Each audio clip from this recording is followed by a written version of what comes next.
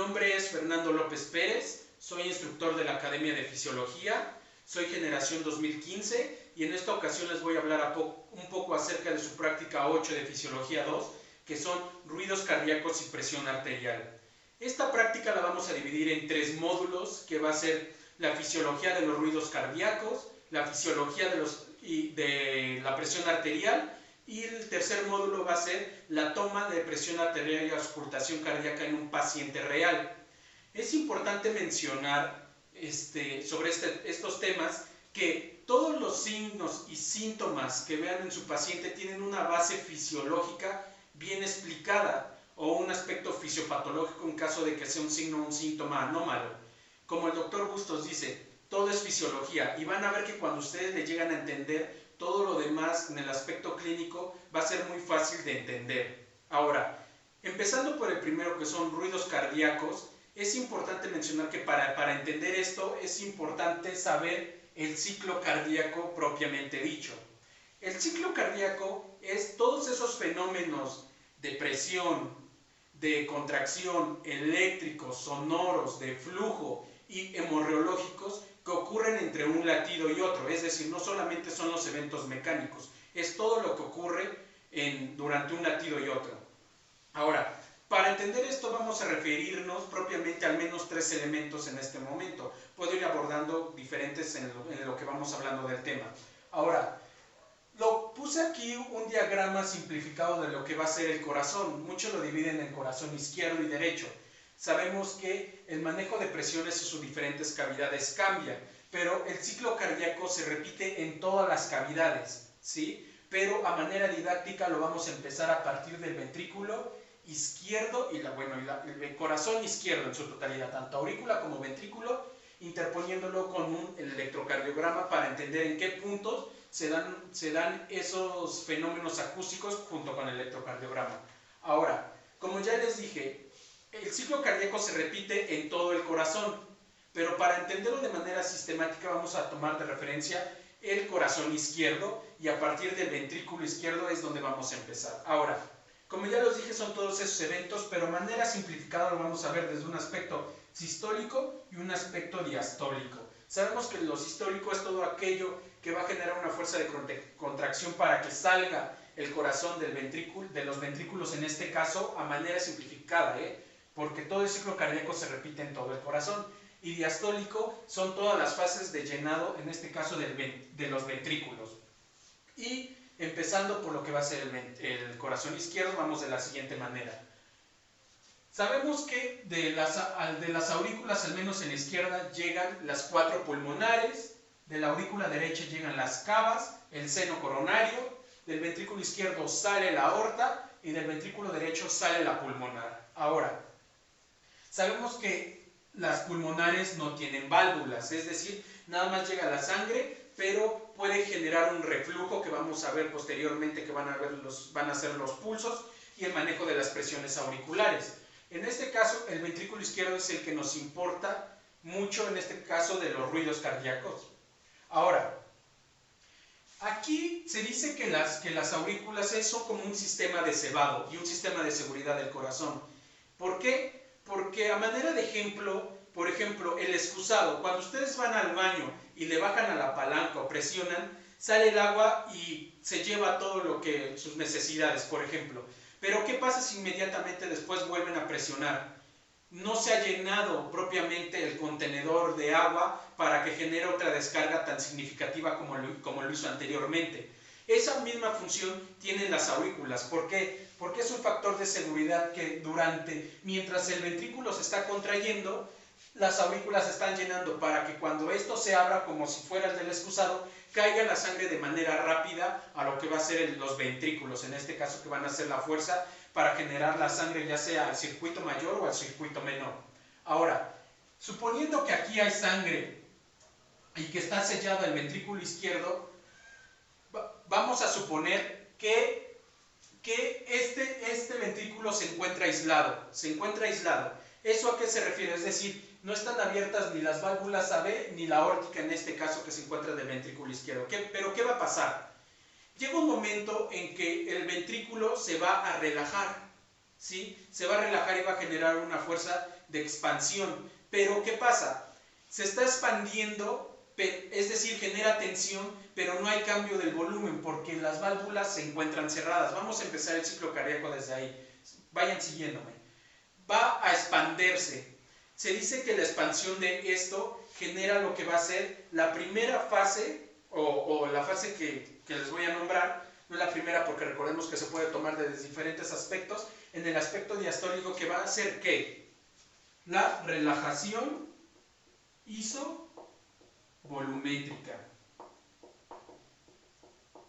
¿Qué es la relajación isovolumétrica? Si se acuerdan de su fisiología 1, en el músculo esquelético hay dos tipos de contracción: la contracción isotónica y la contracción isométrica. La contracción isotónica es propiamente aquella que genera una contracción de las fibras musculares, y la isométrica es aquella en la que aunque se genera tensión, no se acortan las fibras musculares. En este caso, se va a generar tensión, pero la presión no cambia dentro de esto. ¿Por qué? Porque el volumen no cambia, perdón.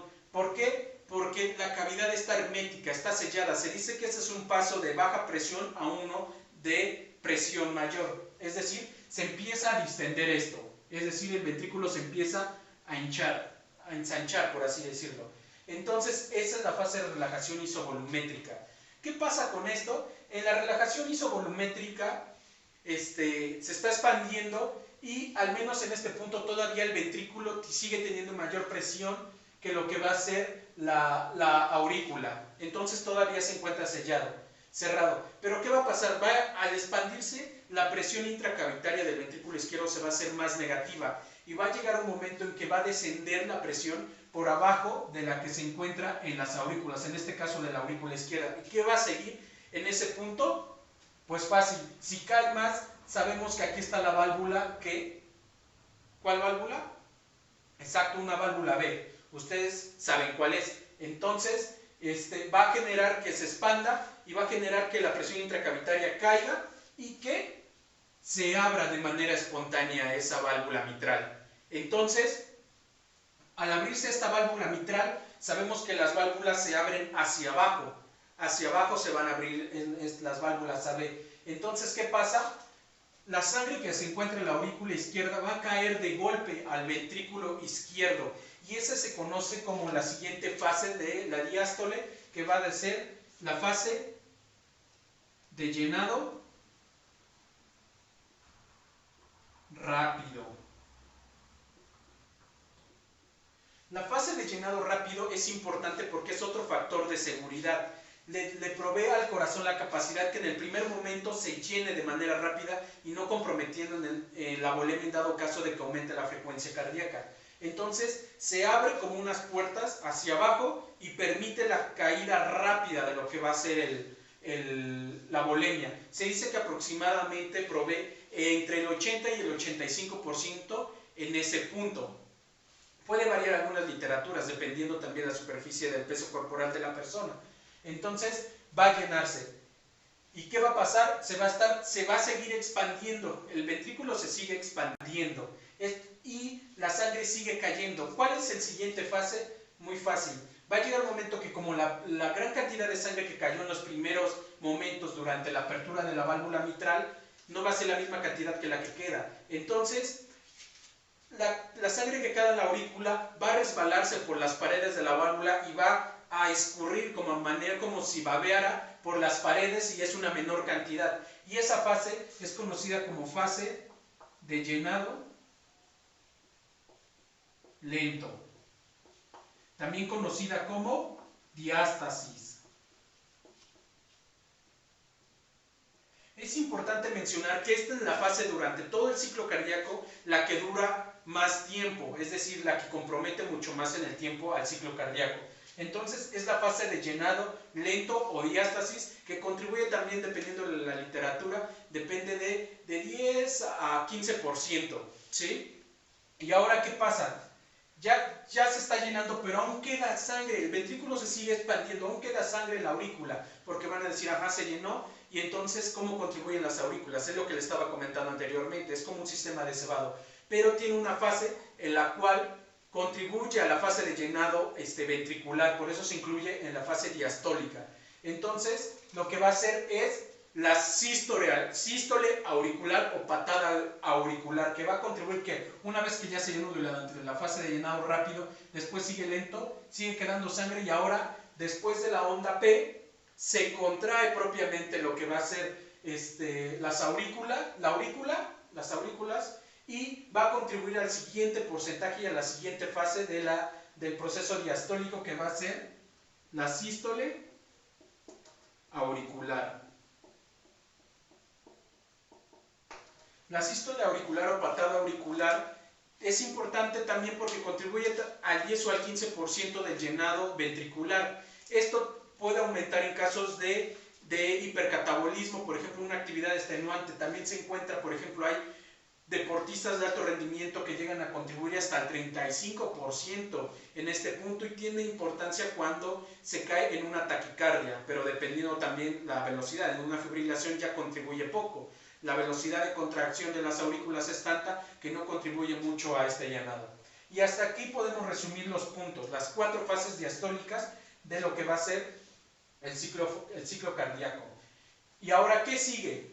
Ya se llenó propiamente el ventrículo, los ventrículos, pero en este caso el izquierdo ya se llenó. ¿Qué sigue ahora? Dijimos que ya pasó la onda P. El intervalo PR es un retraso fisiológico importante. Se da el retraso a nivel del nodo AB. ¿Por qué? Este retraso permite que los ventrículos se llenen de manera completa antes de que se contraigan y no pase la despolarización aquí, sino pasaría directamente, y antes de que terminen de llenarse se contraerían los ventrículos y comprometería la volemia y por lo tanto el gasto cardíaco y por lo tanto la vida del paciente. Entonces, este retraso es el intervalo PR y corresponde al nodo AB, al retraso fisiológico del nodo AB. ¿Qué sigue? El complejo QRS. Dijimos que todo evento eléctrico precede al evento mecánico. Entonces, el complejo QRS y posteriormente la contracción despolariza los ventrículos y empieza a contraerse. ¿Y qué pasa? El grosor de los ventrículos, principalmente del izquierdo, empieza a aumentar. Sabemos que tiene mucho más musculatura el ventrículo izquierdo. Entonces, empieza a moverse. Se dice que tiene un movimiento antihorario. ¿Esto cómo lo demostraron? Hay un modelo anatómico que se conoce como modelo de Torren-Wasp, que simplifica que el corazón está formado en forma de cintillas, en las cuales que cuando se contrae permite que haya ciertos movimientos, incluso punta del corazón hacia la parte precordial, para explicar los diferentes fenómenos. Entonces se empieza a contraer y empieza a aumentar la presión ventricular, empieza a aumentar. Sabemos que estas estaban abiertas, las dos válvulas AB. ¿Y qué pasa? Cuando empieza la contracción, va a ir aumentando y llega el momento en que la presión ventricular supera a la presión auricular, es decir, la comunicación, que es la válvula B, la supera, y como están hacia abajo, ¡pum!, se cierran. Entonces, las válvulas que se encuentran en esta porción, las válvulas AB, se cierran. Se dice, recuerden que como una puerta, una puerta no hace ruido cuando se abre, se hace ruido cuando se cierra. Entonces, ese movimiento de cerrado provee lo que va a ser el primer ruido cardíaco, que son el cierre de las válvulas AB.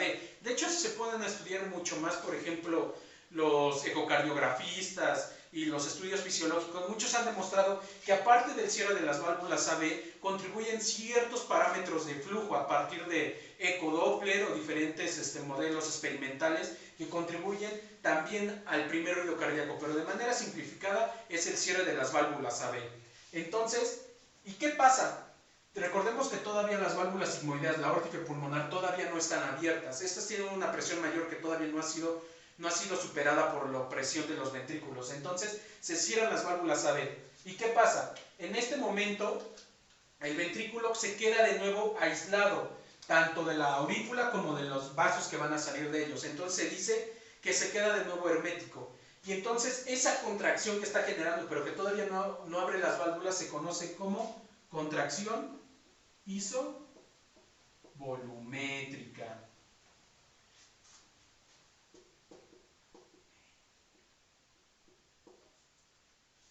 Entonces, esa contracción isovolumétrica va a permitir que propiamente se genere una tensión, pero no hay cambios en el volumen. Entonces, pero aún así el corazón, después de la despolarización, se sigue contrayendo y ya pasó la contracción es volumétrica y va a generar un acortamiento de su cavidad y va a comprimir la sangre. Entonces, llega un momento en el cual supera la presión de los ventrículos a la de los grandes vasos, en este caso la aorta y la pulmonar, y entonces genera una apertura de estas válvulas. Y al generar una apertura, recordemos que estas válvulas se abren hacia arriba, a diferencia de las válvulas AB. Se abren hacia arriba y permiten la salida rápida del flujo a través de esas grandes arterias y contribuye a la siguiente fase, que va a ser la fase de eyección rápida. Es decir, de nuevo, como cuando vimos la fase de llenado rápido, este es un factor de seguridad de igual manera que permite que en los primeros segundos después de que se abra, salga de manera rápida lo que va a ser la sangre. Y es la fase de eyección rápida que contribuye aproximadamente del 70 al 75-80% dependiendo la literatura, dependiendo la superficie corporal y la actividad que haga el paciente. Entonces, ahí sigue y sale por la aorta y la pulmonar. Es importante destacar que las presiones, aunque se repite el ciclo cardíaco en ambos corazones, las presiones son diferentes, puesto que el ventrículo, el corazón izquierdo, necesita una mayor presión para abrir la válvula aórtica. Se dice que la presión para abrir la válvula aórtica es de 80 milímetros de mercurio, mientras que la pulmonar va entre 8 y 10 milímetros de mercurio. Entonces, sale la sangre a partir, por ejemplo, en este caso del ejemplo, de la aorta y va a subir y ascender para ir a la circulación mayor. En ese momento se dice que el corazón se sigue contrayendo, pero ¿qué pasa? La presión sigue aumentando, pero la velocidad de flujo empieza a irse hacia abajo. ¿Por qué? Porque ya no tiene tanta volemia y ya sacó la mayor cantidad de sangre y el corazón ya no se sigue contrayendo con la misma velocidad y con la misma fuerza. Entonces se dice que se va disminuyendo la velocidad del flujo y eso contribuye a la siguiente fase, pero va a ser la fase de eyección reducida. La fase de eyección reducida es ese punto en el cual ya salió la mayoría de la sangre, pero hay otra que, aunque el ventrículo se siga contrayendo, ya no es con la misma fuerza y con la misma presión. Entonces el decremento del flujo, disminuye el flujo, pero aún sigue saliendo unos pequeños remanentes de sangre y esa es la fase de eyección reducida, ¿sí? Que va a ir propiamente a lo que va a ser el arco y los diferentes vasos que se encuentran ahí. Es importante mencionar que ustedes se darán cuenta por qué no hay un tronquio brachiocefálico derecho, pero no izquierdo. ¿Alguna vez se lo preguntaron? Pues es fácil, la fisiología explica muchas veces las características anatómicas del cuerpo. Como el ventrículo izquierdo sabemos que está dispuesto no de manera vertical ni horizontal, sino que está girado un poco hacia la izquierda, un poco hacia adelante y de arriba hacia abajo, la sangre y la presión que ejerce y la fuerza que genera el ventrículo izquierdo sale con gran presión a lo que va a ser la aorta y permite que esto choque. De hecho, si se acuerdan de sus clases de anatomía, en el callado aórtico, justamente cuando va descendiendo por la parte superior, pero del endotelio, hay un pequeño callo y una modificación ahí de lo que va a ser el endotelio. ¿Por qué? Porque la sangre choca en ese punto y permite un cambio de lo que va a ser el epitelio en el endotelio en ese punto y genera que, gracias a eso, a las altas presiones, permite que el ser humano tenga un tronco brachiocefálico derecho, pero no izquierdo, porque ayuda a esos grandes vasos a disipar la presión que genera ahí. Porque si tuviéramos pequeños vasos en ese punto que va hacia la dirección hacia donde saca la sangre el ventrículo izquierdo, los lesionaría y generaría, por ejemplo, ateromas y todo lo que pueden ver ustedes cuando vean más a fondo una fisiopatología de una arteriosclerosis o una aterosclerosis. Entonces, es la fase de eyección reducida. ¿Y qué otra fase sigue en este momento? La sangre sigue ascendiendo, pero ¿qué pasa? Llega un momento en que el corazón ya se contrajo todo lo que podía y ahora la sangre empieza como a regresarse, pero ese momento que se divide entre la que va en ascenso y la que ya se está venciendo y ahora va de regreso, ese se conoce como momentum, es el momentum y contribuye también a la siguiente fase que va a ser la protodiástole, ¿sí? Y estas son las 8 fases, hay Si ustedes se meten a la literatura mucho más profunda, van a ver que incluso hay otras fases que no las incluyen en esto y son mucho más profundas, una explicación súper más bonita. Pero estas son las que propiamente les van a preguntar en su práctica y son las fundamentales que deben de conocer para encontrar lo que van a ser los ruidos. Y ahora, la protodiástole, como su nombre lo dice, es antes de la diástole, ese momento antes de que la sangre llega, va a tener un reflujo y como las válvulas sigmoideas se abren hacia arriba y cuando se cierran están a una porción de golondrina, si recuerdan su anatomía, va a permitir que caiga esa sangre y cierre. Y ese cierre de lo que va a ser las válvulas sigmoideas, tanto pulmonar como aórtica, generan el segundo ruido cardíaco.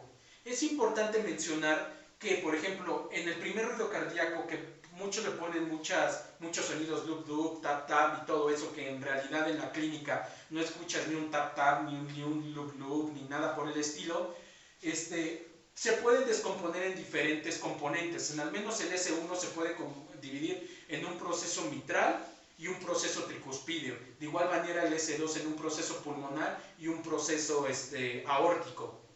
Pero ¿qué es importante? Por ejemplo, en este caso, lo que va a hacer es que en el segundo ruido hay algo que se conoce como desdoblamiento del segundo ruido fisiológico. Tal vez ustedes lo habrán leído.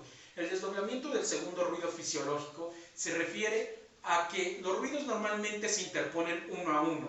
Pero ¿qué pasa? En el desdoblamiento del segundo ruido fisiológico se refiere que durante la inspiración, sabemos que durante la inspiración la presión intratorácica disminuye, eso favorece el retorno venoso. El retorno venoso principalmente va hacia la aurícula, bueno, al corazón derecho. Entonces, al contribuir a ese retorno, permite que el componente, en este caso pulmonar, retrase su cierre, dando el segundo ruido fisiológico. Entonces, el segundo ruido fisiológico va a ser en el cual el componente pulmonar se llega a retrasar por este proceso inspiratorio.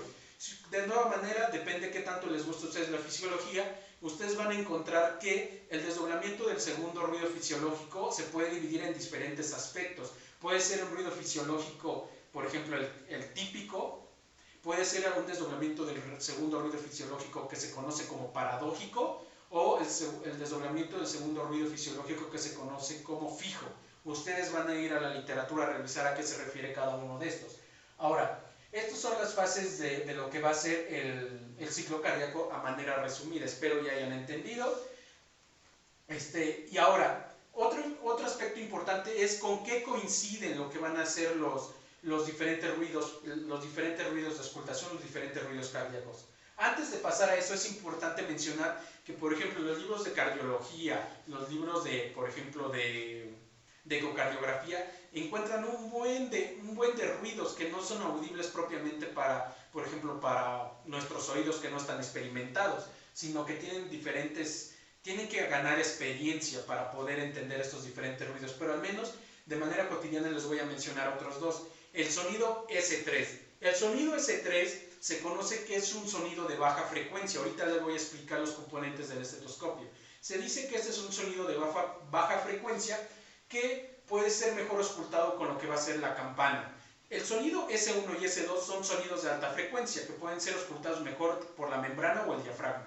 El S3, este sonido, aunque le han encontrado diferentes componentes y todavía no encuentran bien cuál es el origen de esto, las bases o la literatura refieren que es durante la fase de llenado rápido.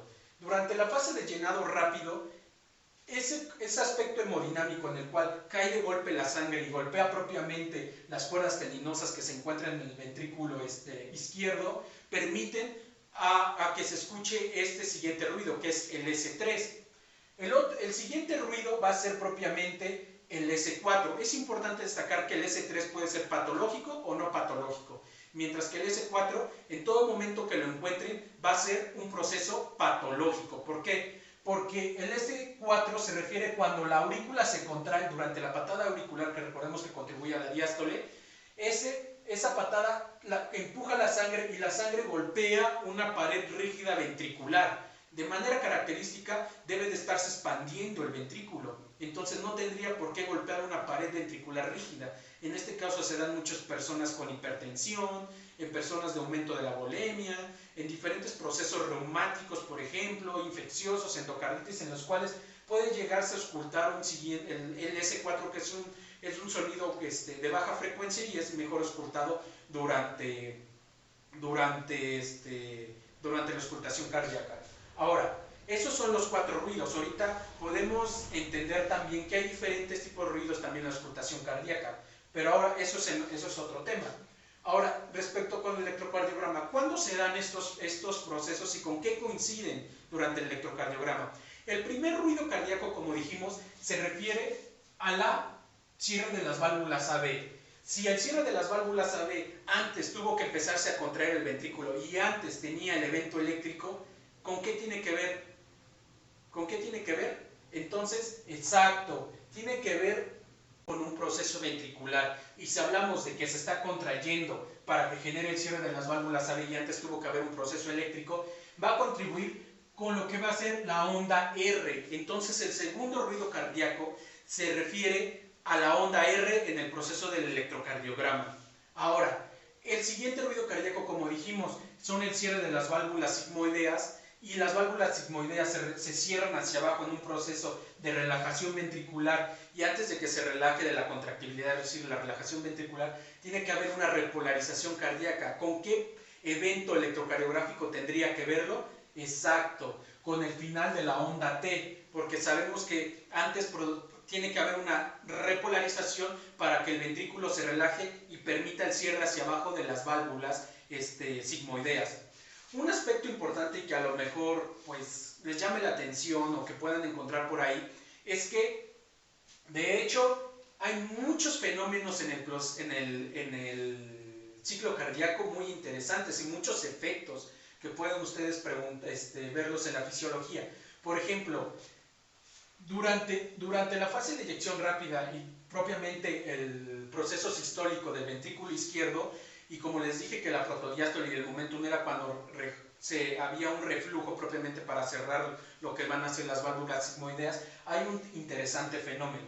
Ahora, ¿cómo es que permite que la sangre siga fluyendo y no se regrese toda a las cavidades ventriculares?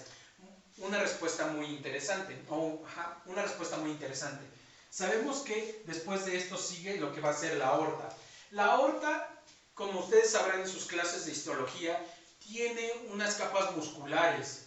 Tiene capas musculares a diferencia, por ejemplo, de lo que van a ser las venas. Y recordemos que la aorta es una arteria de gran calibre.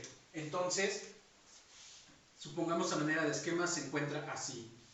Durante la fase de eyección se dice que la sangre, que la presión que ejerce el ventrículo distiende las paredes aórticas. Entonces, distiende las paredes y las abomba, se ve como si una víbora se hubiera comido un ratón. Entonces, la sangre al golpear las paredes la distiende y la bomba, ¿sí? Recordemos en su fisiología 1 que hay muchos tipos de canales, los canales ligando dependientes, y muchos procesos que se ven ahí en las cascadas de segundos mensajeros, pero hay unos canales muy interesantes que son los canales mecánico-dependientes. Y sabemos que la aorta tiene una pared muscular de músculo liso, significa que se puede contraer a partir de calcio. Entonces, estos canales mecánico-dependientes que son de calcio van a permitir todo ese acople, excitación y que se den los puentes cruzados para que genere una contracción. Bueno, esa es la base molecular que ustedes vieron en Fisiología 1. Pero, ¿qué pasa? Estos canales mecánico-dependientes que fueron activados por la distensibilidad de la sangre que golpeó la pared del endotelio de la aorta, permiten que se expandan y se abran y generen el flujo o la salida del calcio para que genere el proceso molecular que ya les dije y provee una retracción elástica. Es decir, lo que se abombó ahora se contrae. Esa contracción se dice que genera el siguiente flujo de la sangre que se acumuló ahí, porque a manera de esquema, en esta por ejemplo, como esquema de una víbora, se dice que se queda el 60% y el 40% continúa su flujo, ¿sí? Ese 60% que se quedó ahí, y cuando se contrae, genera el siguiente impulso para que la sangre continúe su flujo. A ese fenómeno se conoce como efecto de Wien-Kessel. Si ustedes lo llegan a encontrar en la literatura es muy interesante porque muchos libros no lo tienen. Ese es el efecto Wien-Kessel. Lo pueden encontrar. Otro efecto interesante es que el corazón no solamente es una bomba, como antes decían, impelente y aspirante. Tiene actividad endocrina, regulación, tiene mucho sistema nervioso, simpático, parasimpático, un sistema hormonal. Y van a ver, por ejemplo, que las nuevas guías, por ejemplo, para insuficiencia cardíaca, van a ver que le ven mucho al aspecto hormonal. Se dice que aquí en las aurículas llegan a liberar péptidos natriuréticos auriculares y cerebrales. Durante la distensibilidad auricular, es decir, cuando llega la sangre aquí y distiende la cavidad auricular, se dice que hay ciertos mecanorreceptores que se encuentran ahí que liberan diferentes neuropéptidos.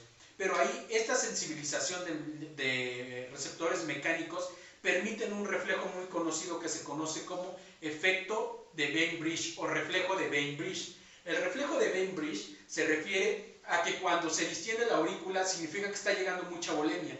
Este efecto permite que active el sistema nervioso simpático y genera un aumento de la frecuencia cardíaca. Es un aspecto muy interesante.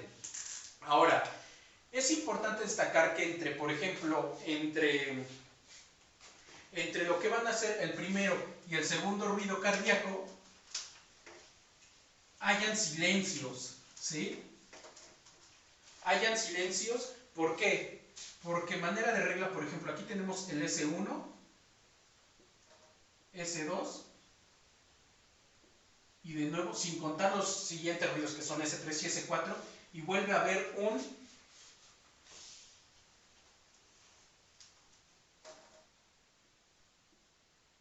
S1, ¿de acuerdo? Porque se vuelve a repetir el ciclo, sin contando S2, diga S3 y S4. Entonces, este silencio que se encuentra entre S1 y S1, es decir, pac, pac, pac, pac, así, pac, pac, es decir, genera un pequeño silencio que va a ser propiamente el que se encuentra entre S1 y S2. Ese pequeño silencio se dice que tiene aproximadamente 0.30 segundos. Y el gran silencio, es decir, después de S2 y que vuelve a seguir el ciclo hasta el siguiente S1, es el gran silencio. Y ese se refiere que, bueno, la literatura dice que va de 0.50 a 0.60 segundos. Entonces, a eso se refiere el pequeño y gran silencio. Ahora, espero y se haya entendido hasta aquí. Ahora, esto puede explicar los diferentes aspectos que ustedes van a escuchar en lo que van a ser los ruidos cardíacos. Ahora,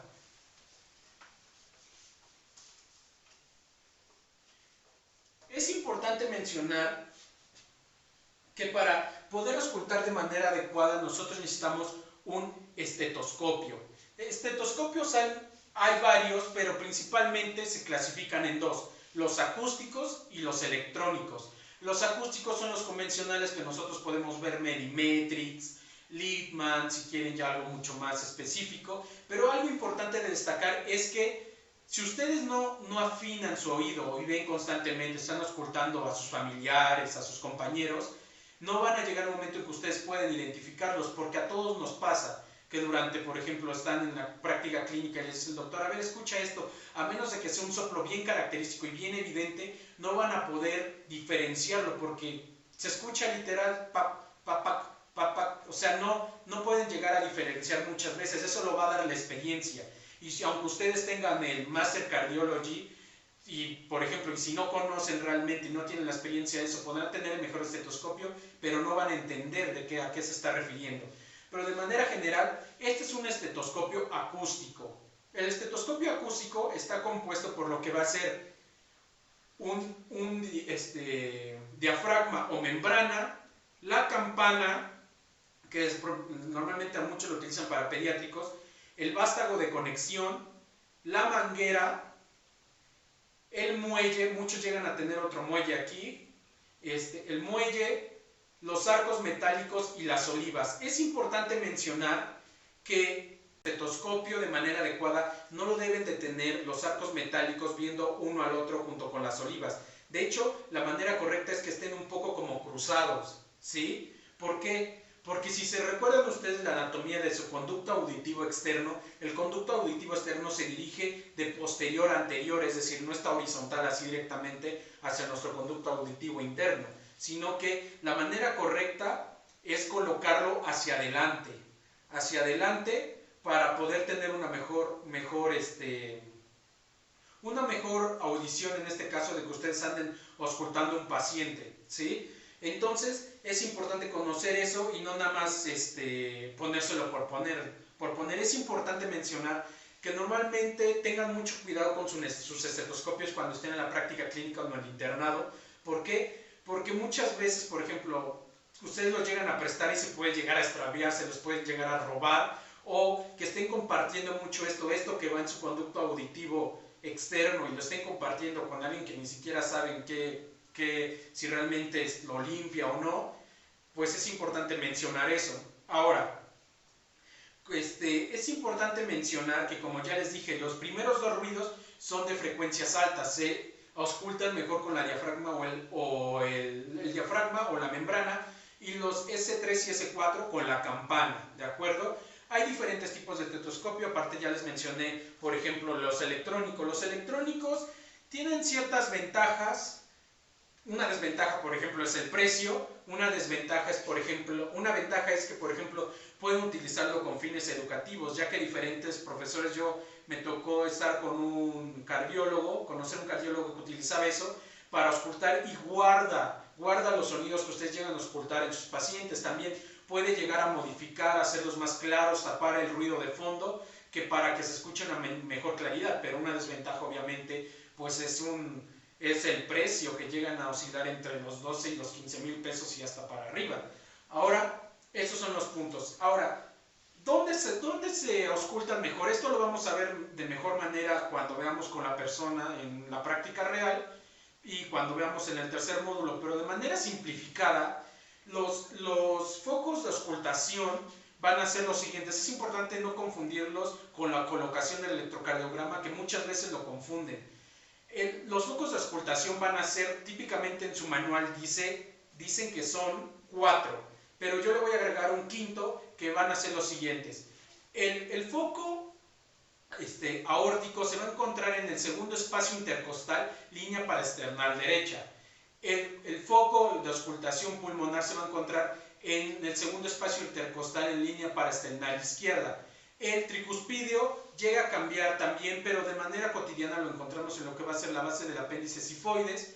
El mitral también llega a variar dependiendo de la constitución anatómica de la persona, dependiendo hacia dónde se mueva la punta, y se puede encontrar en el quinto espacio intercostal, línea medio clavicular. Y el quinto foco de auscultación es el aórtico accesorio. Este se encuentra entre el segundo y el cuarto foco de auscultación. Este quinto foco de auscultación es importante porque puede ayudarlos en la clínica a que lleguen a encontrar diferentes focos. En el caso de que lleguen a encontrar un soplo, por ejemplo, aórtico, o una insuficiencia, o tenga un sonido de eyección, por ejemplo, pueden colocarlo sobre ese punto y encontrarlo de manera mucho mejor, o auscultarlo de manera mejor. Pero como les dije, todo depende de la experiencia que ustedes vayan adquiriendo. Ahora, como les dije, no solamente son estos sonidos, hay muchos. Está el roce pericárdico, los sonidos de eyección, el bocinazo precordial, como ya les dije, el roce pericárdico, los bloques pericárdicos y diferentes sonidos que pueden encontrarse, pero en una literatura mucho más avanzada. Entonces, de manera simplificada, esto es lo que podemos rescatar de este punto.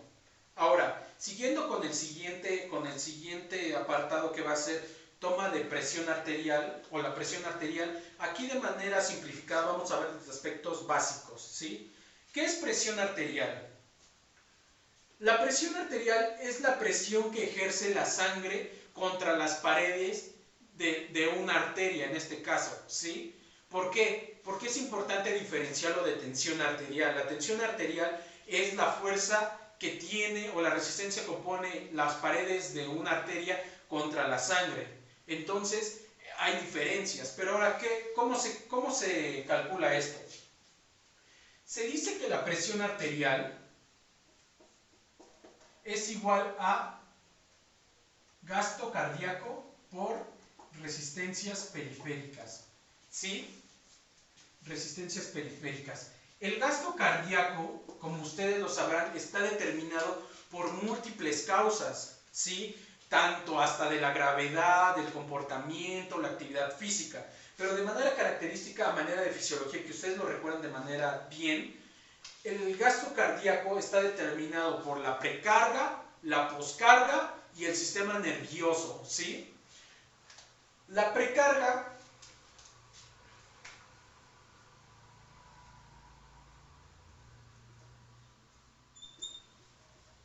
de igual manera está determinada por múltiples componentes, pero de manera simplificada, la precarga tiene al menos tres componentes fundamentales. Uno va a ser el retorno venoso, que es decir, la sangre que llega, porque precarga es todo lo que llega a las cavidades. En este caso, como modo de ejemplo, y que ustedes le entiendan, van a ser los ventrículos. Entonces, la precarga es todo lo que llega, entonces el retorno venoso tiene que contribuir. Incluso hay elementos que determinan el retorno venoso, como la posición, la gravedad, el estado corporal del paciente, su actividad de ejercicio, diferentes causas.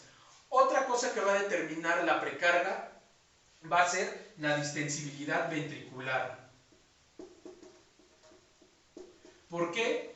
Porque, como dijimos, el ventrículo a manera de esquema es como un contenedor que necesita estar distendido para que le llegue gran cantidad de sangre. Sí, le explicaría otras cosas más, pero si no el video se va a alargar muchísimo. Y el siguiente componente que contribuye otra vez a lo que llega el ventrículo, la sístole auricular. ¿Sí? Porque contribuye a la precarga, es decir, a lo que llega a los ventrículos. Otro determinante va a ser la poscarga. La poscarga igual la determinan diferentes componentes, pero a manera de ejemplificación vamos a poner solo tres. Uno va a ser, ¿qué va a ser? Uno va a ser la resistencia vascular, que es uno de los componentes de la presión arterial, si se dan cuenta. Otro componente importante va a ser, ¿qué? La geometría ventricular.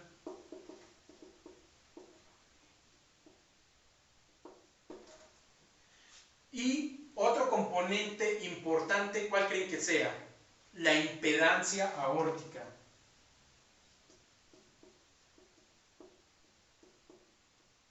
La impedancia aórtica se refiere a esa resistencia que opone la aorta a la fase de eyección rápida, y al menos esos son los componentes. Y ahora el sistema nervioso sabemos que es simpático y parasimpático. No lo voy a explicar a forma de fondo, normalmente en mis clases presenciales lo explico hasta el aspecto molecular, pero aquí por el video pues no es factible explicar todo ese proceso fisiológico, pero va a ser el sistema simpático y parasimpático. Recordemos que simpático va a actuar sobre los receptores ¿qué? Beta 1 y parasimpático sobre los receptores ¿qué? Muscarínicos M2, y bueno, vamos a ver diferentes componentes para modular esta frecuencia y las diferentes propiedades, ya sea cronotropismo positivo, ionotropismo positivo, lucitropismo negativo, etcétera, etcétera, etcétera, que ustedes van a ver más a fondo en su literatura ya individual. Ahora, como dije, la presión arterial es gasto cardíaco por resistencias periféricas. El gasto cardíaco está determinado, como ya lo vimos. Las resistencias periféricas, ¿dónde se implican más? Las resistencias periféricas se van a contribuir más en aquellos pequeños vasos. ¿Por qué? Si se recuerdan, cuando ustedes vean su fisiología pulmonar, van a ver que, por ejemplo, a manera de esquema, la aorta es una gran arteria, pero a manera de árbol, esta se va a ir dividiendo en diferentes componentes hasta que se vayan haciendo cada vez más chiquitos, más chiquitos, más chiquitos, más chiquitos, más chiquitos, como ustedes ya lo vieron conforme vayan acercándose a las arteriolas. Se dice que esta división es división dicotómica, división dicotómica porque se va aumentando logarítmicamente. Pero ahora, ¿qué pasa? Aquí la aorta tiene una alta presión y la resiste, ¿sí? Pero a nivel de las arteriolas va a tener una mayor presión porque los diámetros son más pequeños.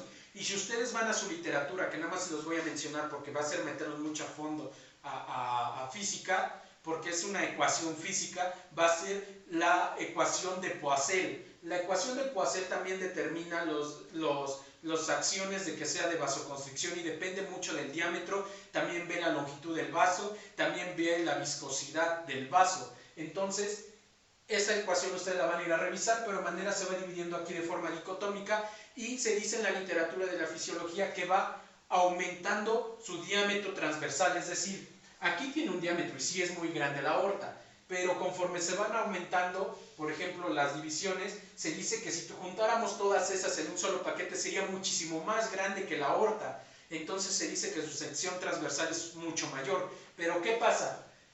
A nivel de las arteriolas hay algo que también se conocen como esfínteres precapilares y estos se llegan a modificar, ¿de acuerdo? Entonces, las arteriolas y los esfínteres precapilares son los que contribuyen a la resistencia periférica de la presión arterial. Ahora, es importante mencionar, por ejemplo, que la presión arterial llega a modificarse tanto genéticamente, de acuerdo a la raza, etcétera, y diferentes componentes, pero a manera simplificada, esto es lo que nos interesa para que ustedes vean. Me gustaría explicarles a manera más detallada el proceso molecular, pero pues por fines del video no va a dar tiempo. Entonces, de aquí se da. Es importante mencionar que, por ejemplo, al menos las pautas o lo que viene en su manual de los diferentes grados de presión a la presión normal, mejor descártenlo. ¿Por qué? Porque el manual tiene pues unos, no errores, sino que cuando se realizó estaban los diferentes consensos, estaba todavía el JNS7 que determinaba los grados de presión arterial, pero ahora estamos regidos hasta cuando yo cursé, por ejemplo, cardio, todavía estábamos utilizando lo que va a ser el ES 2018 y el AJCC 2017, que eran los determinantes para ver los grados de presión arterial, de hipertensión, por ejemplo. Pero recientemente, apenas el 27, si no me recuerdo, el 27 de enero de este año 2020, la AJA que le encomendó el AJC7 a la AJA determinar los grados de hipertensión, ahora es a ella la que dictamina las pautas y los diferentes grados de hipertensión arterial. Pero aquí es importante mencionar que, por ejemplo, una hipertensión arterial normalmente debe de tomarse para diagnosticarlo debe ser al menos 2 tomas en diferentes 2 momentos durante el día, ¿de acuerdo? Y dependiendo cómo ustedes la cataloguen, ustedes van a ir a revisar la guía AJA 2020 para ver los grados de hipertensión y a partir de cuánto ya se considera hipertensión. Pero también es importante destacar que, por ejemplo, hay los procesos de urgencia hipertensiva y emergencia hipertensiva. Ustedes tal vez los habrán escuchado y a lo mejor saben, pero una urgencia hipertensiva se refiere cuando la presión es 180, 120, es decir, primero la sistólica y luego la diastólica, pero no hay daño a órgano diana, es decir, ojo, riñón, cerebro, corazón y esos componentes. Y una emergencia hipertensiva es más preocupante porque esto es una presión arriba de 180, 120, pero con daño a órgano blanco, es decir, ya hay compromiso, por ejemplo, un EBC, un infarto agudo del miocardio, un edema pulmonar, una coartación aórtica, y eso ya es una emergencia, o sea, ya deben de atenderlo inmediatamente. Hay otros tipos de hipertensión, como por ejemplo la hipertensión resistente, que es una hipertensión en la cual no se corrige con el manejo de antihipertensivos, al menos 3 hipertensivos a dosis altas y al menos uno de ellos es diurético. Eso se considera una hipertensión resistente y diferentes procesos que ustedes van a ver. Ahora, ¿cómo van a tomar la presión arterial? Como ya les dije, la presión arterial es propiamente esa, la presión que ejerce la sangre contra los vasos. Y la presión sistólica es la máxima presión que se genera en el circuito, es decir, durante el ciclo cardíaco la máxima presión, ¿de acuerdo? Y la presión diastólica es la presión menor que se maneja durante todo el ciclo cardíaco, normalmente coincide con la sístole y es cuando ya va bajando la presión. Pero hay otra, por ejemplo, la presión arterial media. La presión arterial media, o PAM, la literatura la describe como la presión a la cual los órganos están perfectamente perfundidos. Pero realmente esto es cierto, ahorita vamos a verlo. La presión arterial media hay muchas fórmulas de sacarla, pero al menos aquí vamos a utilizar la siguiente, va a ser diastólica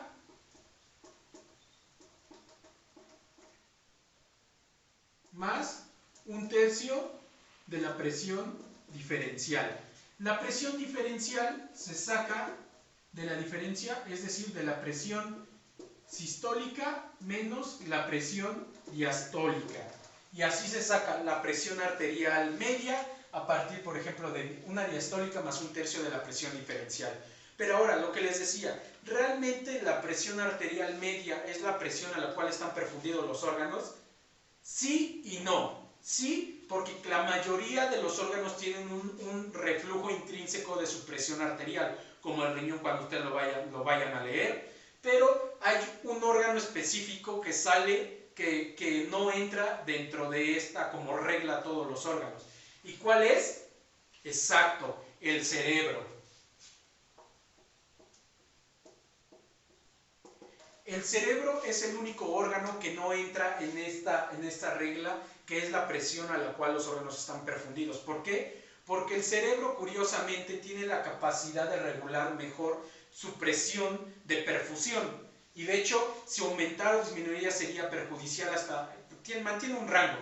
Pero ¿cómo se saca la presión de perfusión cerebral? Muy bien, la presión de perfusión cerebral se saca de la presión arterial media menos la presión intracraneana. ¿Por qué? Porque el cerebro, al estar metido en una bóveda rígida, al menos en el adulto, no en el pediátrico, permite que pequeños cambios en el aumento de la presión generaría que aumentara la presión aquí. Como está cerrado y no se puede expandir como otros órganos en el cuerpo, mantiene una regulación, y la presión intracraneana permite que no aumente la presión en este punto y no sea la misma presión de perfusión. No sé si me doy a entender. La presión intracraneana está determinada por algo que se conoce como la doctrina de Monroe-Kelly, que a manera simplificada ustedes lo pueden ir a leer.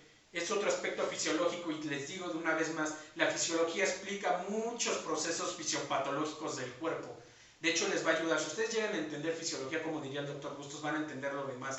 La doctrina de Monroe-Kelly para determinar la presión y hipertensión intracraneana va a ser que, por ejemplo, hay 3 componentes.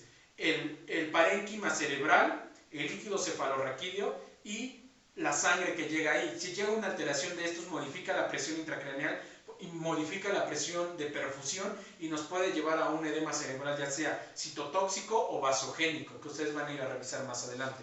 Pero ahora, continuando ahora y enfocándonos a lo que va a ser la práctica, y que en el tercer módulo lo vamos a ver de manera presencial con un paciente, pero ahora les voy a explicar diferentes puntos. Para poder ustedes tomar la presión, pueden hacerle de diferentes métodos. A manera de resumen, los métodos para tomar la presión arterial, su manual refiere 2, el palpatorio y el auscultatorio. Yo les voy a agregar o les voy a explicar otro tercer método que ustedes van a ver mucho cuando estén en su práctica clínica o en su internado. Uno, como ya les dije, es el método palpatorio. El método palpatorio, también conocido como método de Riva-Rossikoff. Este método permite nada más determinar o valorar la presión arterial sistólica, ¿sí? No permite la diastólica. Hay muchos textos que dicen que puede determinarse también, pero eso es incierto. Ahora, ¿qué necesitan? Riva-Rossikoff se basó en otros modelos experimentales de otro investigador que se conoce como de Potain, perdónenme. Potain, que él determinaba la presión poniendo una pelota sobre el brazo y oprimiendo la arteria humeral. Y esto decía que cuando ya obstruía totalmente y sentía el pulso, ya era la presión arterial sistólica. Riva-Rossikoff modificó esto y dijo que esto se podía modificar debido a que al poner la pelota, las estructuras óseas ocultaban la arteria y a lo mejor también tenía que ejercer una mayor presión para vencer esas estructuras y hacerlas a un lado y sentir el pulso. ¿Qué hizo? Modificó un brazalete que va a ser el brazalete propiamente que nosotros vamos a utilizar. ¿Y cuál es el brazalete? Muy bien. A manera de esquema va a ser el siguiente. Todos conocemos este. Este se conoce como esfigmomanómetro, ¿sí? No baumanómetro, es esfigmomanómetro, por favor, porque baumanómetro es de la casa, es el nombre comercial que le dio la casa alemana que lo fabricó. Este está compuesto por diferentes componentes. Lo que va a ser el brazalete, que primero fue hecho por una pelota de Potain, pero Riva-Rossikuff lo modificó y generó un brazalete. Es importante mencionar que el brazalete debe ser adecuado para diferente tipo de brazo. De hecho, en las guías de la JCC viene el diámetro adecuado que ustedes deben utilizar dependiendo del paciente, porque si llegan a utilizar uno que no es el adecuado pueden llegar a modificar la presión, ¿sí? Este es conocido como brazalete de Riva-Rossikuff, que tiene propiamente adentro el globo que se va a insuflar. Las mangueras, esta es conocida como pera de Richardson, y el manómetro, ¿sí? Que es un reloj aneroide, ¿de acuerdo? Que va a permitir, antes ustedes pueden encontrar mercuriales, pero ya casi no se encuentran porque decían que era perjudicial para la salud por el aspecto del mercurio. Y el método de Riva-Rossikuff o palpatorio permite que ustedes, como lo vamos a ver en el modelo con la persona en vivo, bueno, ustedes por el video, pero lo van a ver cómo lo realizo, van a determinar que ustedes, es importante darles indicaciones al paciente. Uno, es que el paciente debe de venir tranquilo, no venir de haber hecho ejercicio, no haber tomado café, no haber fumado, tener aviso si tiene, por ejemplo, tirotoxicosis o está embarazada. Es importante siempre tomarlo de manera sentada, que esté tranquila, al menos dejarla descansar 5 minutos. Y, por ejemplo, si ustedes son médicos, o sea, varones, y van a tomar la presión a una mujer, hágase acompañar por una enfermera. ¿Sí? No se metan solos al consultorio, se da a malas interpretaciones. Si son mujeres, también pueden hacerse acompañar por una compañera, pero siempre ustedes como médicos indicando cuál es el procedimiento que van a realizar.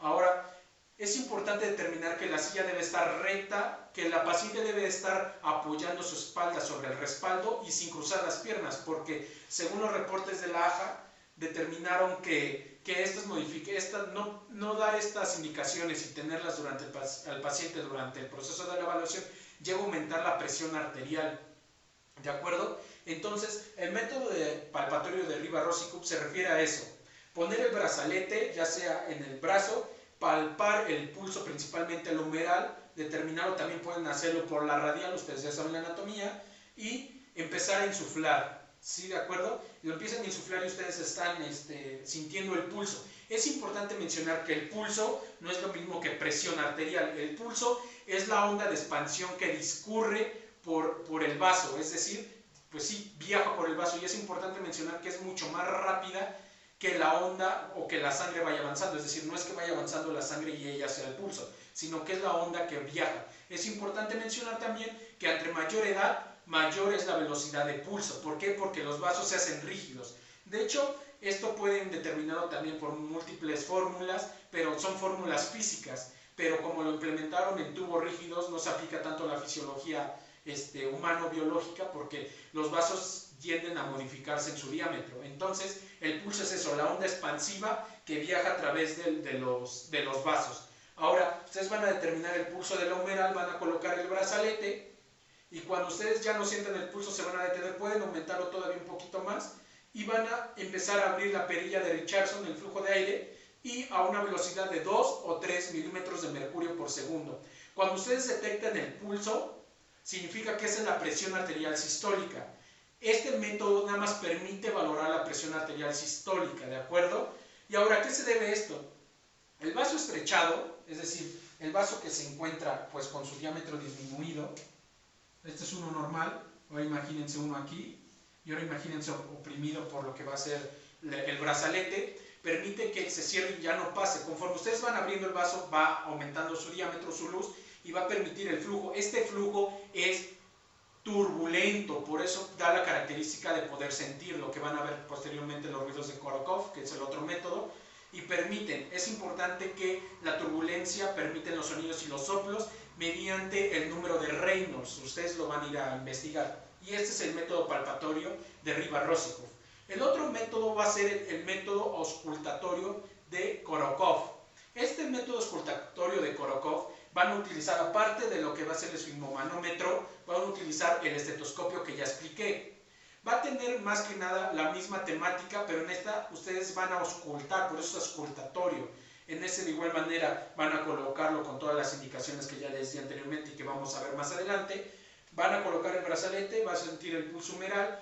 Es importante no introducir el estetoscopio la membrana del estetoscopio por debajo del brazalete, porque oprimen más el vaso, además de que esa técnica ya no se utiliza.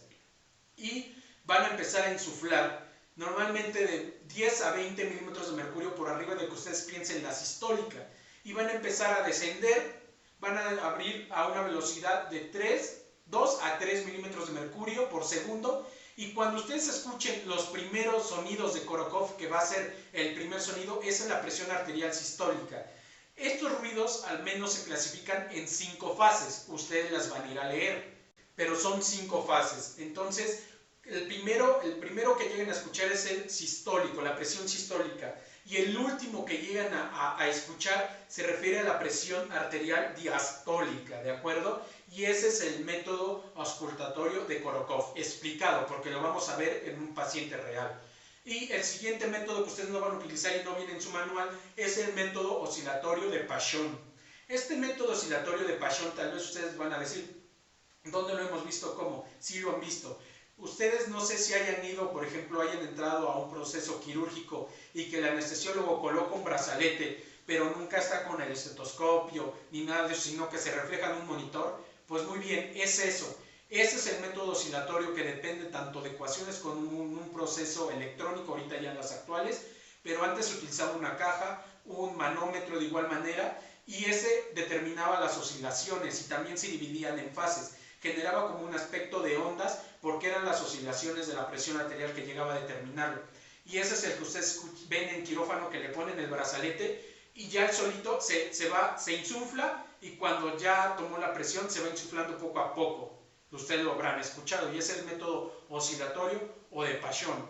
Entonces, no sé si hasta aquí haya una duda, y al menos estos van a ser los aspectos básicos, de hecho muy básicos de la fisiología de la auscultación y ruidos cardíacos, así como lo que va a ser la presión arterial. En el siguiente módulo vamos a ver lo que va a ser en la práctica con una persona real, ya en modo de práctica, para que vean cómo se hace. ¿Qué tal? Este es el módulo 3 de su práctica número 8, que es ruidos cardíacos y presión arterial. En esta ocasión vamos a ver las normativas para una adecuada toma de presión y auscultación de los ruidos cardíacos en un paciente real. Es importante decir que los componentes de lo que va a ser el estetoscopio y el esfigmomanómetro ya no se van a mencionar porque ya se mencionó en los módulos anteriores. En este caso vamos a hacerlo en un paciente real. Pase por favor, buen día. Buenos días. Tome asiento por favor. ¿Cuál es su nombre? Samuel Martín Morales Meléndez. Ok, señor Martín. ¿Qué edad tiene? 24 años. ¿Usted fuma, toma, se droga? ¿No? ¿Ha ingerido café? No. ¿Ha hecho algún ejercicio o cargar peso antes de venir a la toma de su presión arterial? No. ¿Usted se conoce que tenga alguna enfermedad del corazón o que sufra de la presión arterial? No. Ok, voy a proceder a tomarle primero la presión arterial, ¿de acuerdo? Para eso voy a utilizar este esfigmomanómetro y lo voy a enredar en su brazo. En este apartado primero vamos a analizar la toma de presión arterial a partir del proceso palpatorio o de Riva-Rosikov. Recordemos que este método no nos va a determinar la presión diastólica, sino solamente la sistólica. En este caso, Riva-Rosikov se apoyaba de un brazalete. Es importante mencionar que las guías AHA 2020 mencionan el diámetro y el largo del brazalete que debe ser utilizado de acuerdo al paciente. Entonces es diferente en pediátricos y en ancianos.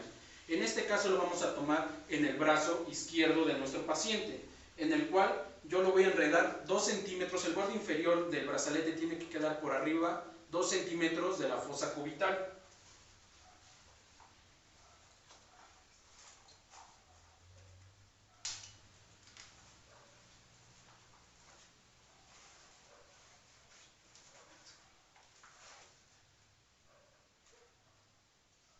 Muchos brazaletes tienen una especie como de cinta para que ustedes puedan introducir el manómetro ahí y puedan visualizarlo. Es importante mencionar que las arterias que ustedes pueden valorar o que pueden palpar mediante este método puede ser o la arteria humeral o la arteria radial, que sabemos que se encuentra cerca de las apófisis estiloides. Entonces, lo que vamos a hacer nosotros en este caso va a ser palpar la arteria humeral. En este caso yo estoy sintiendo el pulso de mi paciente en la arteria humeral, y en los cuales sí se puede apreciar el pulso. Entonces voy a proceder a insuflar el manguito.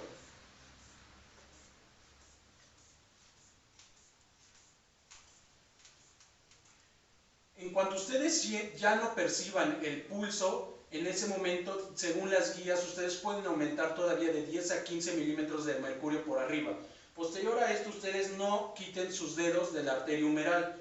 En este punto, ustedes empiezan a descender para que el manguito saque el aire o saque el aire. Entonces va a ser una velocidad al menos de 2 o 3 milímetros de mercurio por segundo. Y lo van a empezar a descender siempre estando atentos de que se sienta el pulso.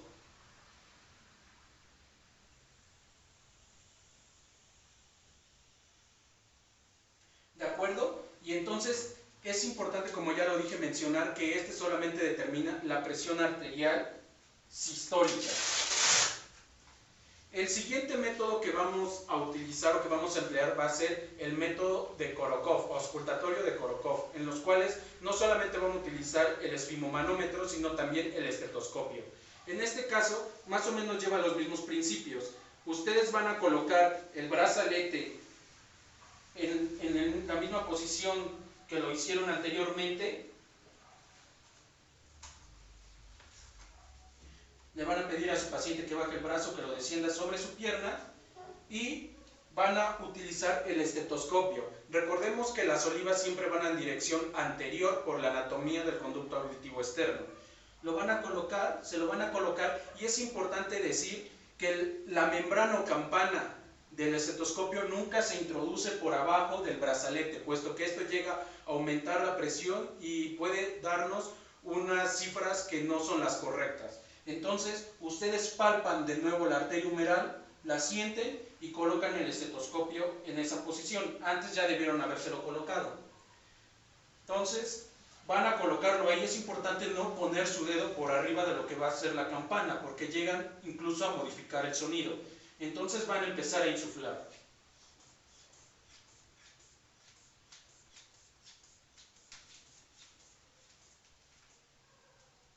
Ustedes pueden insuflar de 15 a 20 milímetros de mercurio por arriba de la presión sistólica que creen que tenga su paciente.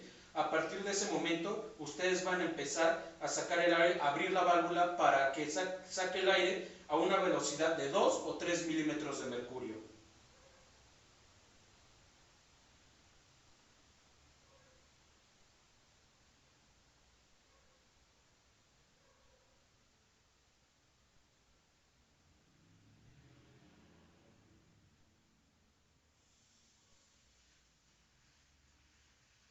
Recordemos que el primer ruido que se empieza a escuchar es el primer ruido de Korokov y determina la presión sistólica en ese momento. Hay al menos 5 fases de los ruidos de Korokov, en los cuales ustedes pueden escuchar diferentes sonidos en los diferentes momentos o fases que se esté llevando a cabo. El último, cuando ustedes llegan a escuchar el último ruido, se dice que es la presión arterial diastólica, que como ya lo vimos en módulos anteriores, ¿a qué se refiere?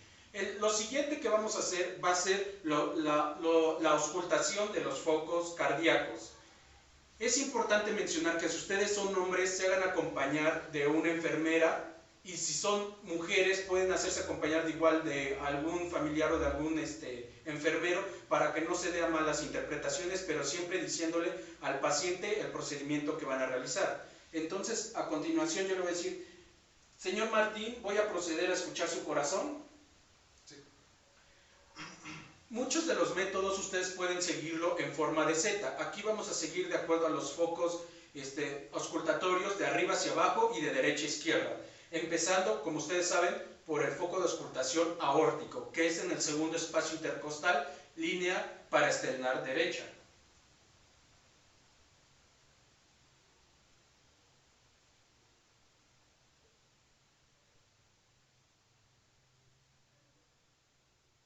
El siguiente foco a auscultar va a ser el foco pulmonar, que va a ser en el segundo espacio intercostal, línea paraesternal izquierda.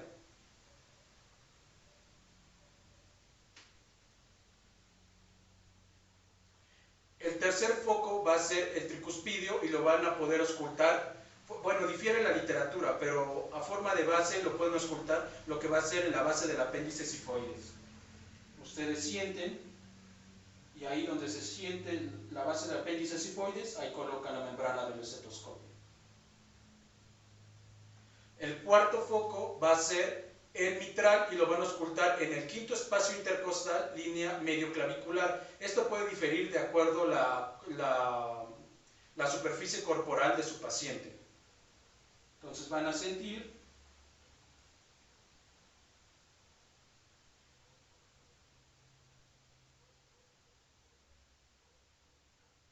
y el quinto foco y último va a ser el aórtico accesorio. Este se va a encontrar entre el segundo y el cuarto foco de auscultación cardíaco.